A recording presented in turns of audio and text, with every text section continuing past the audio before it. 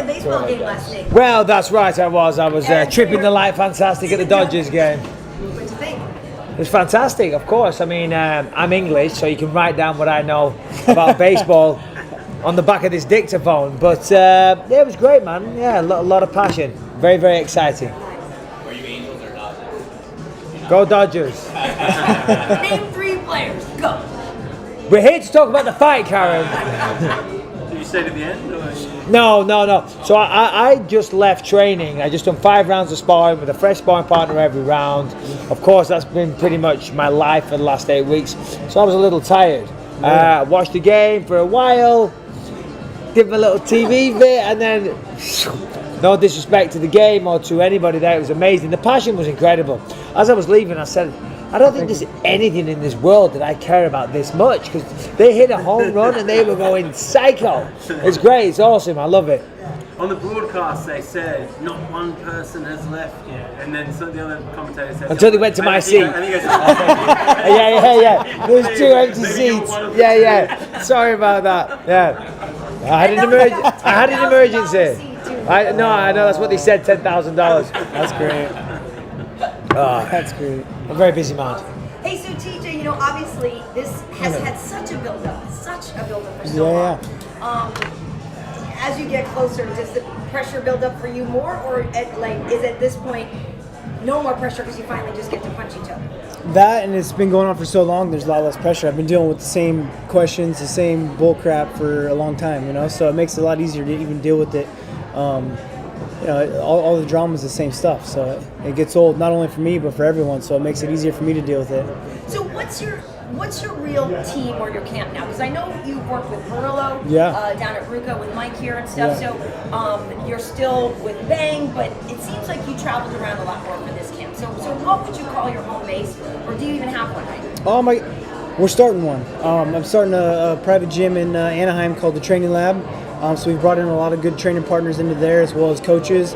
Dwayne's been making it out 3-4 days a week, training with me out in Anaheim, living in Orange, and working with a new strength and conditioning coach. Got to work a little bit with Perillo towards like in between my camps. So my camp was going to be in July, and then fight Demetrius in August, and then now so I've been working with him down at Gracie Baja and Irvine. So it's been fun to mix it up and work with a lot of new coaches. You know, I've kind of broadened my knowledge.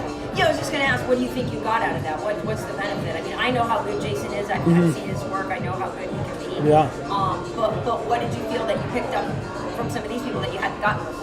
You know, as long as you're willing to soak up the information and learn from anybody that it's worth learning from, it's going to help you out so much. I can become a new fighter. I can learn new tricks. I can add things to my game. I can be a completely new fighter if I wanted to when I come out, you know. But obviously I'm going to use the things that work as well. I'm just kind of, you know, always reinventing myself. I felt my last 2 fights have been different than the past, and I'm always kind of switching up per my opponent. And the best thing to do is keep your opponent guessing. You know, I feel like that's what makes you the best in the world. Mike, what have you seen? You've seen him get some work in, right? I mean, a bit more a while ago, more like further out from the camp. Of course, when it gets to like this stage, it's more specific and you're on your own. So, I mean, he was in there busting his ass, working his socks on. Because I said, hold on, the fight with Cody's off, right? You know, that's a while ago when Cody pulled out, and he was still in the gym every day, and I was turning up a little bit out of shape back then. But I'm not out of shape now, that's for damn sure. TJ, when Cody said on the call yesterday that you regret leaving Alpha Male every day. Yeah. How did that make you feel? I find it funny because they've actually made it easier for me to leave Team Alpha Male. They've made it. They've showed that my decision was right, you know, with how immature they've been and how all the bullshit that they care about and how much they care about my life and just how childish they've been has made my decision easier. And I just gotta let them keep talking because they make themselves look like fools, you know. Why do you think they hold on to that struggle more than you? That's a great question. I don't know. They started this whole thing as Team Alpha Male versus everyone, you know, which I feel is like a bad choice. Now they're stuck in-house. You can't cross-train. You can't go out and do what I've been doing and learning from new coaches. You know, I think it's that Uriah, when I left, I was a champ, or when I was forced out, I was a champ, and he didn't want his gym to seem like it wasn't okay for me to, or wasn't good enough for me to train there, you know. So it's been just kind of hyping themselves up, maybe a little bit of insecurities. I'm not really sure. You know, Mike, it's interesting because for you, and we know you have your issues with Wolf Slayer, and we know that, you know, you used to work out a lot with Mark I've been the lone wolf, more so. Like what TJ's doing now, you've kind of always done in a way. Yeah. So why isn't it? How come you didn't want that team? How come you don't feel the need for them? It's not a team sport.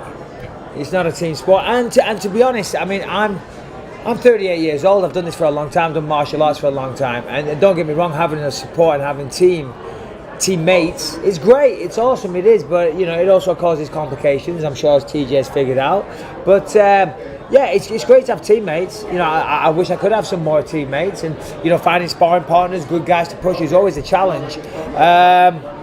It's just the way it's worked out. It wasn't necessarily a conscious decision, but yeah, I'm very, very happy with my training environment. This camp's been, everyone says it's a cliche, right? The best training camp of my life, yeah. But it really has been, and that's because I'm fighting George. I know I had to step my game up. George is one of the best fighters to ever step foot inside the octagon, so I've got to raise my game because I want to beat him, and if I'm going to beat him, I've got to push myself to the extremes. That's why I've got out of bed, had a coffee, and ran 4 miles every single morning. Then I've gone and trained, then I eat, I sleep, I go train again. And that's all I've done. I've been super disciplined. I've eaten the correct foods. I'm 200 pounds today, so I'm on target weight. My cardio is through the roof. I'm knocking guys out every single sparring session. And that's what people say. I swear to God on my children's life, people have been going to sleep very, very regularly in this training camp.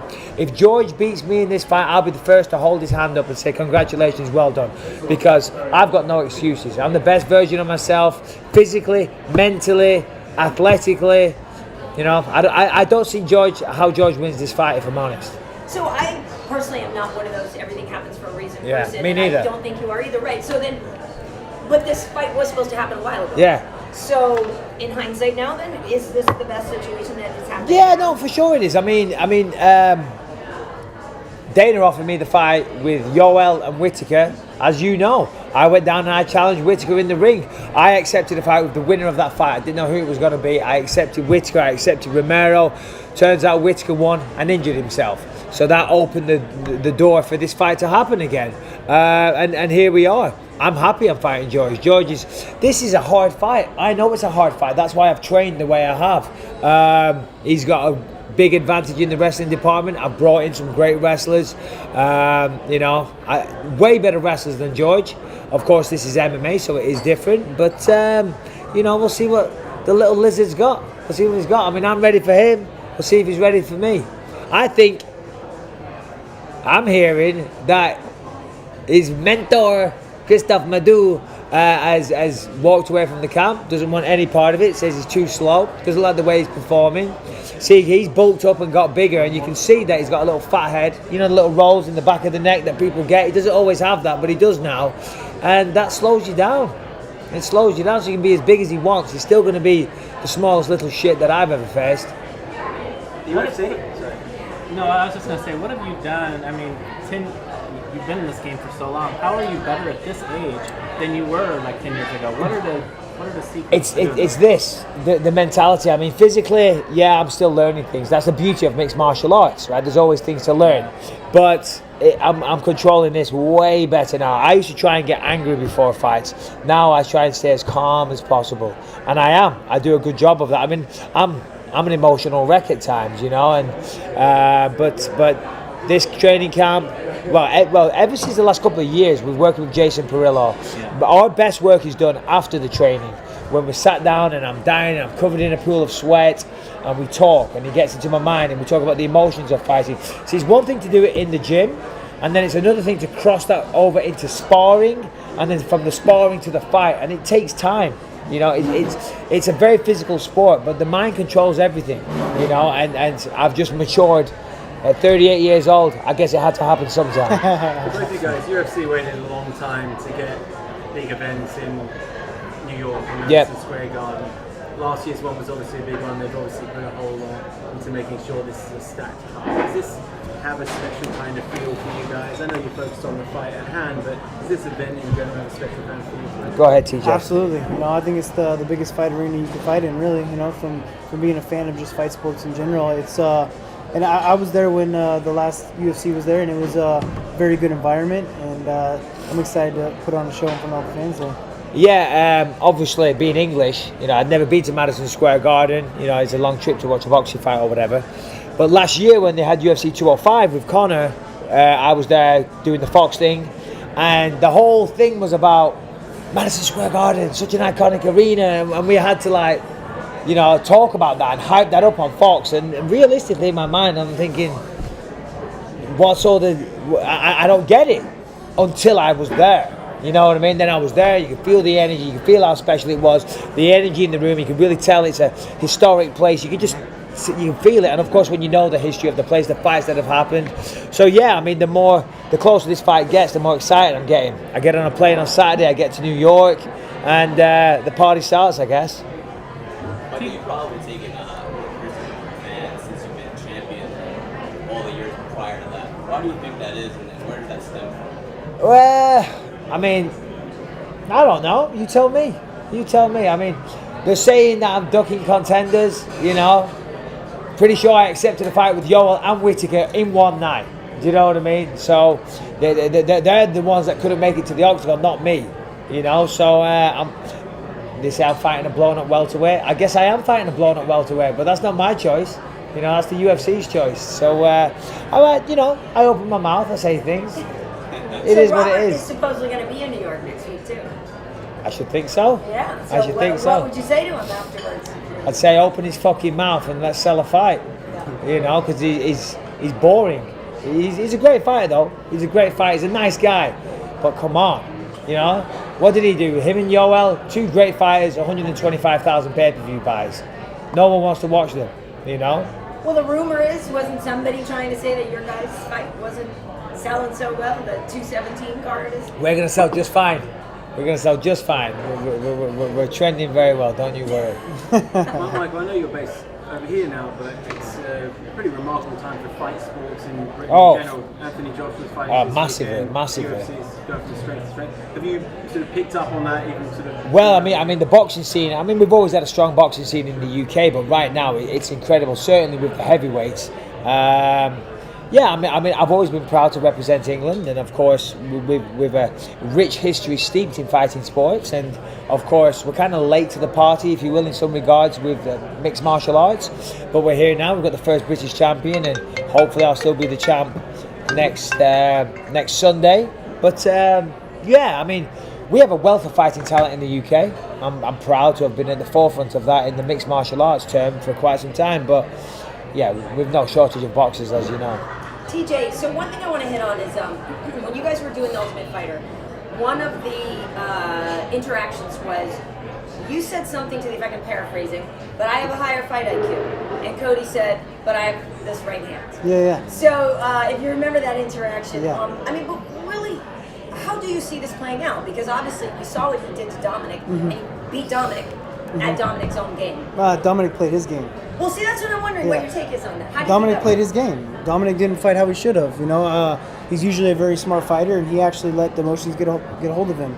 And I thought it was going to be the other way around, but for whatever reason, he didn't fight like a veteran. He didn't fight like he should have. He put it into Cody's hands.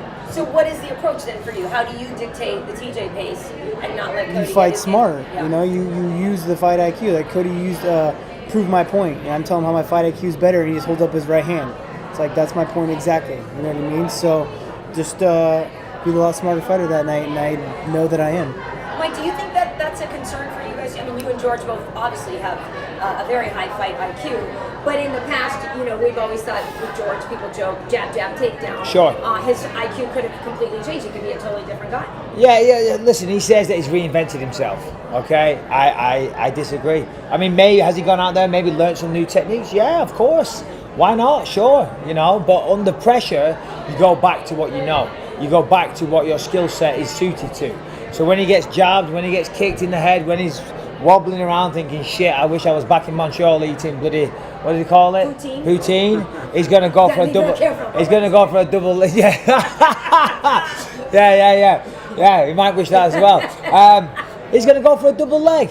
Of course he is. That's the way he fights. If you look at the way he fights, he takes people down because that's what his skill set is attributed to. Now, a lot of people have been talking about him training with John Danaher, the Danaher Death Squad, and they're all about leg locks. He's been in his corner forever. Okay, George St-Pierre takes people down, right? He's got a good stand-up game, decent to where he can mix it up for a bit and then take people down. That's what he's going to do in this fight. Make no mistake. He's not going to stand with me, and I couldn't give a shit. He's saying I'm terrified of him taking me down. I'm not terrified. That is something that was abundantly clear to me. The name, ever since George St-Pierre was mentioned, I thought, here we go. We got the fight avoider. You know when people take you down, they hide in your guard, and they come up, boom, elbow, back down. Boom, hide, elbow. That's all he's going to do. I'll stand there on my feet, I'm going to knock him out. So what have you evolved at then? Obviously we know your cardio's always been a point, that's the same. Where has Michael Bisping improved? You're 38. I could say the same thing about you. You're the same of course. guy. Absolutely, yeah. Well, my wrestling's definitely got better because I've had to for George. You know, my takedown defense is way better. We brought in these two wrestlers. I forget their exact credentials, but I've never wrestled with anyone quite so ridiculously good in my life, to be honest. It was very humbling. These two college kids, they threw me on my head all over the place. And they're not throwing me on my head all over the place anymore. Do you know what I mean? I'm having a good time. Did you make him put gloves on? I did a couple of times. Yeah. Of course I did. I had to drop a little left hook. Of course. You know, so, but yeah. My takedown defense has got better. I mean, I'm sitting down on my punches. I'm knocking people out, you know. Simple as that. And I believe I will knock George out. I believe it. He doesn't like to get hit. Now, nobody likes to get hit, but some people are more accustomed to it than others. Okay? And he marks up, and when I punch him and he gets red and he starts bleeding, he's going to start panicking, and he's going to go for that double leg. I'm going to get back up and restart. He's also, you win at 17, you'll win over George St-Pierre. You've already beaten Anderson Silva. I think you have either once or number one or two in terms of wins in the UFC. Number one. But it feels like you don't get the credit from fans that if you look at your resume, sure, that you're owed. Why do you think that is? And do you think you're someone that maybe people will appreciate down the line? Yeah, I mean, I'd like to think so. I mean, the thing is, they all say, where are all these top 10 wins? The problem is I've been in the UFC for so long. They were in the top 10 when I fought them, but they're not. A lot of them are retired now. They call me a fake champion. I knocked out Luke Rockhold in 3 minutes.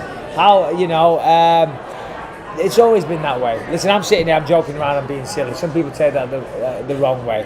I'm very, very serious about what I do, and I'm not here by mistake. This thing to my right is not here by accident. It's through a lifetime's hard work. And will they give me respect down the line? Maybe, maybe not. Honestly, I couldn't care less. And I said this at the press conference in Vegas, and you're all very fine journalists, but your approval is not what I'm looking for. I'm looking to take care of my family. I do this for my wife and children, and to give them a great life, so that when I'm retired, they can live a good life, and hopefully there's even a little bit left over for their kids.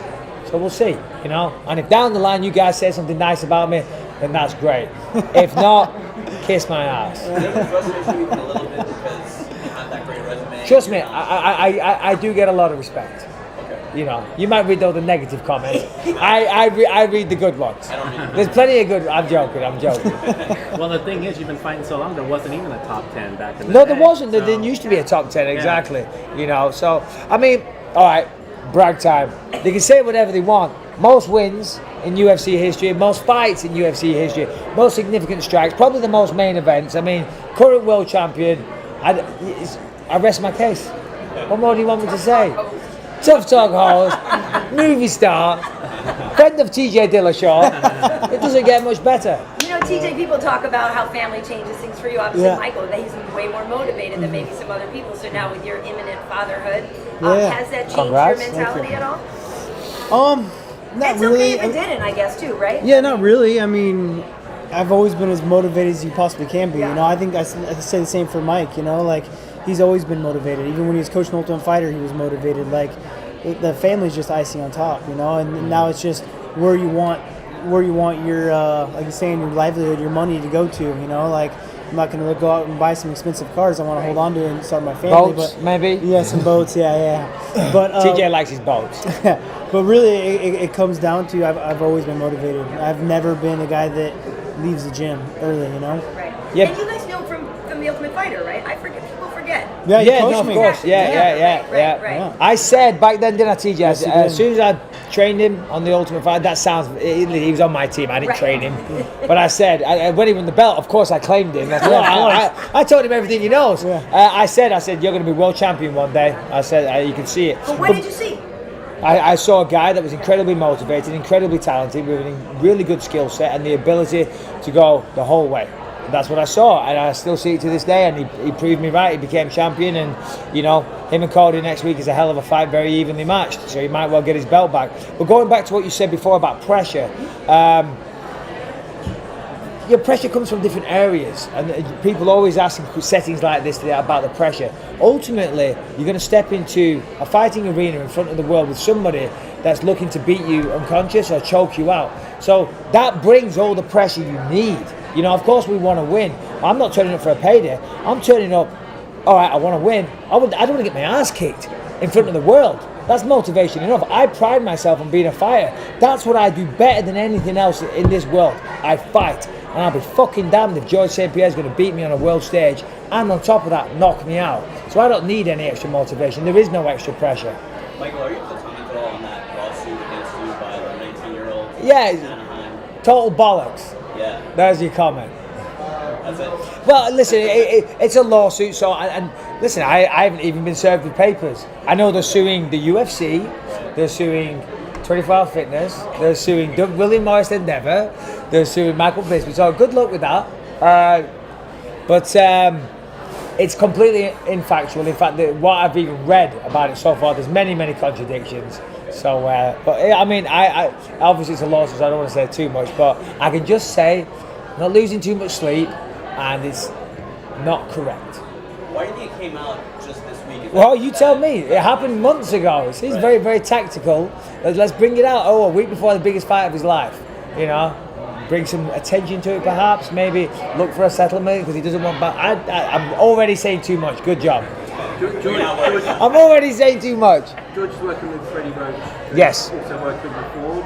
Do you put any stock in that? He's obviously a very well-credentialed boxer. Yeah, listen, I've had a bit of fun with that in training camp.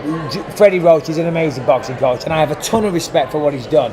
I jokingly said he probably can't spell UFC, which is true. It's different. Boxing for MMA and boxing for boxing, there is slight subtle changes you need to make. But for one, I hope he turns George into a boxer where he feels confident enough to stand, because that's what I want. I want to fight him on the feet. I don't want to wrestle him. So great, work on your boxing. That's beautiful. Secondly, it takes time to build. When you coach, there's many trainers out there. There's pad men. I can work with Karen for half an hour and teach her some combinations on the pads. She could then put the pads on and do that with her daughter. You can be a pad man, but to be a coach is a very different thing. There's many pad men, there isn't many coaches. And for a coach and a student, that's a relationship that has to build over time, and trust has to develop over time. So him bringing in some fancy boxing coach for one training camp that's flying up to Montreal 3 days a week, I don't give any credit to that. If George was coming down to LA and he was going to Wildcard and he was training with all the killers in there on a daily basis, that'd be a little different. The best thing about Freddie Roach is the gym and the fighters that he has. When he goes up to Montreal, he doesn't have that with him. It's like in Rocky when he goes down and he trains with all the all the guys. He went in there and he's getting his ass kicked. But no, he's bringing Freddie up to Montreal. They're sitting in restaurants. They're having eggs Benedict. Good for you. TJ, Cody said when you guys were teammates that he never really liked you that much. He didn't feel like you guys were friends. Do you remember how you viewed him when you were both there at the same time? Yeah, we weren't really friends. We didn't like hang out outside the gym. He was a hungry kid coming into the gym. I had the belt at the time when he was coming in. I was coaching practices. I was holding mitts for him and stuff before his first couple UFC fights. But other than that, it was just strictly business. He was a training partner. We didn't really spend any time outside the gym. You didn't have any feelings on him? Who's this kid coming into the gym? No, man, we had a lot of people doing that, We had a lot of people coming in, going out, a lot of the guys traveling the world to come and train with us, which is part of why they're such hypocrites, is that they're allowing all these people to come in and train and leave, but as soon as I do it, I'm the enemy, so it's kind of crazy. Do you think he'd be really good when you first saw him? He was talented, he's a reactive athlete, he's quick, and he definitely had some fire, For you guys, for you fighting a guy that's undefeated and you fighting a guy who hasn't lost in 10 years, even though he's been off for 4. How difficult is it to try to establish and know that you have a surefire route to victory when this guy hasn't really lost in the octagon? How do you do that? It's easy, man. I mean, everyone's got to put their pants on one leg at a time, you know. But then also, I've trained a lot with this guy. You know, I know his holes. You know, I've seen him, and I can pick apart tape. You know, everyone's beatable. I mean, I proved that when I fought Barao. I mean, everyone thought he was unbeatable. You know, I was an 8-1 underdog. And I went in there and proved that there was holes in his games, and I knew that they were there from the beginning. I was saying it from the very beginning. You spoke about. Hold on, can I answer that question as well? I'm googling George St. Pierre to bring up his Wikipedia page, and I'll give you the answer. Because if you look at George St. Pierre's record, and I shouldn't downplay George St. Pierre, because really I should play him up and say, "Oh, it's the toughest fight of my life. He's amazing. I've really got my hands full here," and I have got my hands full here. But if you look at his record, I don't know it off the top of my head. That's why I'm looking at it. But he's fought a lot of the same people over that period. He's fought them multiple times, and if you go through the opponents, I mean, BJ Penn, who he fought twice or 3 times, I'm not sure, he's a featherweight, right? All right, Johnny Hendricks, you know, I mean, look at Johnny Hendricks these days, but still, Nick Diaz is a welterweight, Carlos Condit, oh, that's a good win, Josh Koscheck, Dan Hardy, Thiago Alves, lightweight, BJ Penn, featherweight, you know, Matt Serra, lightweight. These are all smaller guys. You know, it's easy for him to go in there. Back then, he was like, oh, George is 190 pounds and he's cutting down to welterweight and he's fighting guys that are coming up in weight. You know, so he always had that strength and size advantage. Now, he'll probably be stronger than me in this fight. I don't doubt it, because he lifts a lot of weights and, you know, he's doing his amino acids every morning and this and that. Do you know what I mean? He's a real athlete. But I'm a bigger natural guy, you know, and he's not going to have that advantage, you know. So, yeah, he's great and he's beaten a lot of competition. But he's had competition that's been suited towards him, size-wise, skill-wise, and this is a different matter. So you spoke about immaturity from him and his camp. Mm-hmm. In some ways, that may have helped him when he was chasing the title. He had this sort of youthful fearlessness. It's a different thing when you actually hold the belt, isn't it? Do you think that may count against him a little bit? It definitely can, you know. You've seen that. I feel like when I won the belt, I didn't change who I was, you know. I did a lot of growing up through college. I didn't start fighting until I was 24, you know. So I had to. I did a lot of growing up really before my career, and I'm glad I did. You know, when I became champion, I stayed level-headed. I stayed who I was. You know, you've seen him change a lot. You know, change his character, change everything about himself. And yeah, man, it's all this fame, all this stuff coming to him. I think it's gonna mess with him a lot. So TJ, what do you make of what Demetrius was able to accomplish? Obviously, we know for a hot minute there was talk of you guys fighting. Still could happen in the future. What do you make of that? It was a great performance. You know, even the way he finished the fight was awesome. You know, it was. He's always one of those guys that pushes the pace and breaks him in the end and gets that finish late in the rounds. He's looking great. You know. How would you beat him? Oh, there's a lot of ways to beat Demetrius Johnson. You know, I feel like I'm a lot bigger of a challenge than the guys that he's been fighting. You know, I am bigger too.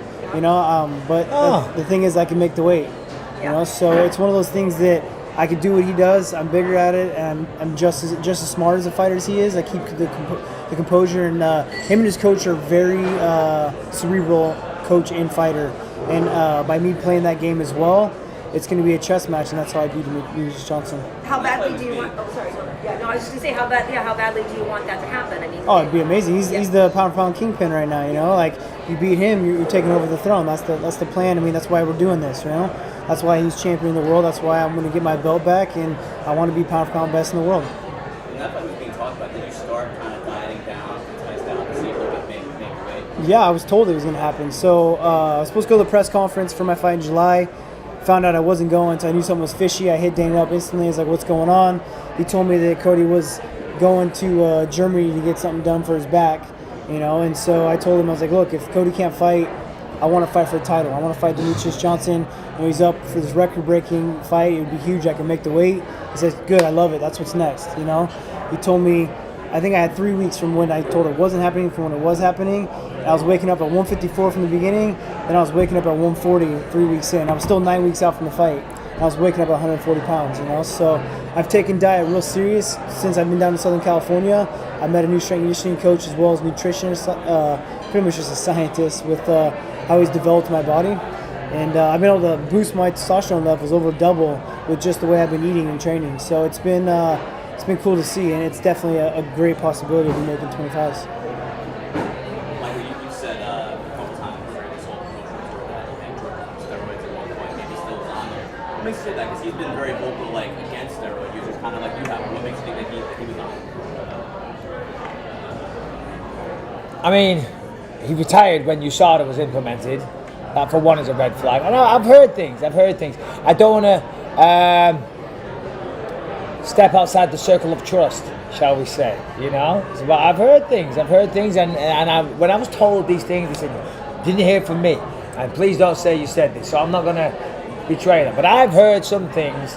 You know, but whatever. You know, is he on them now? Definitely not. It can't be. You saw it. I mean, I've been tested a bunch for this camp. I'm assuming George has as well. But I feel like he was taking them in the past. I feel like he was, yeah. And I think when you look at him, you can see that. But I'll guarantee he's a clean athlete now. In the past, maybe. If what I was told is true, maybe.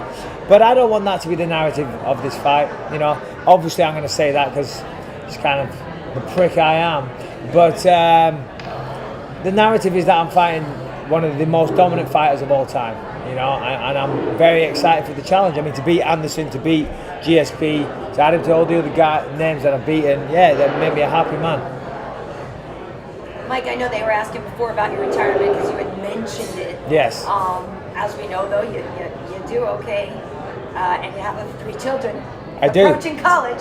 I do. How much longer do you want to do? You say you feel great, but how much do you want to be a 42-year-old fighter? No, I don't want to do that because, I mean, I've got some things going on outside of fighting, but I said that prior to this training camp because my wife wants me to retire. You know, I've done this for a long time. She wanted me to retire after the Luke Rockhold fight. She said, if you win, great. If you lose, please retire. But if you win, what a great way to retire. I'm like, babe, that's when we finally start earning some goddamn real money. Do you know what I mean? It's not, my financial advisor will be like, what are you doing? So it doesn't make sense. But I'm 38 years old. I've achieved everything I wanted to achieve. Now, of course, it's about stacking as many chips, as I said. But you got to know when to walk away as well. George walked away. He shouldn't have walked back. You know, because he could have retired as a legend, he retired as champion, and now he's coming back, so his retirement is out the window. I don't want to be that guy. I don't want to be the guy that sticks around too long. You know, you see it, they're all getting knocked out and this and that, and you think, oh, walk away. I don't want to be that guy. I've still got a few brain cells left. I'd like to hang on to them. I do enjoy this, though. This training camp, for me, I enjoyed it so much. I was like, oh. So listen, I did say that this might be my last fight, but after this one, I feel like I have to unify the belts, even though it's not unify the belts. I'm the undisputed champion. There's a little Mickey Mouse belt floating around. There's no need for that belt whatsoever, you know, but I get it. They want to sell pay-per-views. Throw an interim belt on there. So, you know, maybe I'll fight one more. Fight Robert Whittaker in Manchester or London. And then maybe call it a day. Who knows? We'll see. Why was it so fun? Because it was George as an opponent? No, just because I love doing this. I love doing this. I mean, I you know, we work at Forks. I do a bit of acting here and there. I do this, and I have fun, you know. But this is what I love to do. This is what makes me feel alive. Going into the gym, even though I'm tired and I'm sore and I want a cheeseburger so bad. Walking into the cage and sparring and performing well, it gives me the highest high, the biggest rush that you could ever imagine. That does it for me. That turns me on. And I've loved this entire training camp. Was there a point before that you ever did consider leaving? Like, you know, what's in this for me anymore? Back in the Yeah, I mean, listen, you know, we're prize fighters. We do it for money. Anyone that says they don't is an idiot, you know. I do this for money. And right now, the money's good. So it keeps me around, you know. Now, I'm not only here for that. As I just said, I love it. I'm passionate about it. But I like to get paid. I'm a working class guy from the northwest of England. I'm out here living in California. I've got the world belt on my side. Fuck. Why would I want this to end? I've got you guys listening to all the bullshit that comes out of my mouth. You know, I love having an audience. I hope so. I bloody well hope so. You know, come on, George, say something. Biggest show first? No. No, it's not. No. What was bigger? Well, it'd be the same as the last one. Same as the last. Same as the last one, yeah. What God was damn. called? I tried. Sure, I have no doubt. I tried till I was blue in the face.